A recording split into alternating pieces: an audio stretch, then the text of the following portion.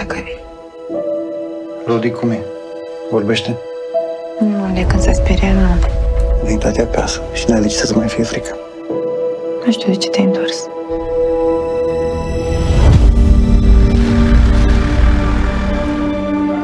Ce faci?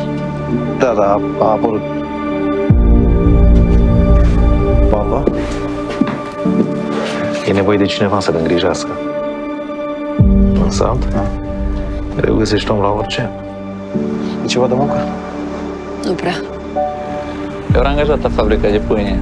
E pales ceva. De-aia nu și nu putea lua. Vreau salariu mic, o economie. De ce se angajează străini pe locurile noastre de muncă? E normal așa ceva? Szorgalmas, családszerető emberek jól dolgoznak. De az emberek már nem akarnak olyan kenyeret venni, amihez ők hozzáérnek.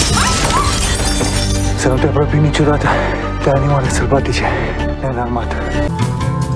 Nu mai trebuie ceva ca să supraviețuiești. Trebuie să știi să te bați. Termină. Dar nu mă iubește. Pe așa te iubesc? Voi du-te dresul meu. Tu ce să e velomens? Papa, ne-ai găsit mult? Părul Rudi. Nu știu, nu găsesc nicăieri.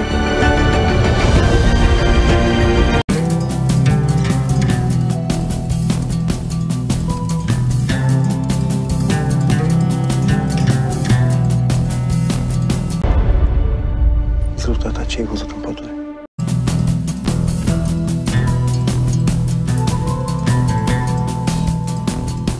Maria.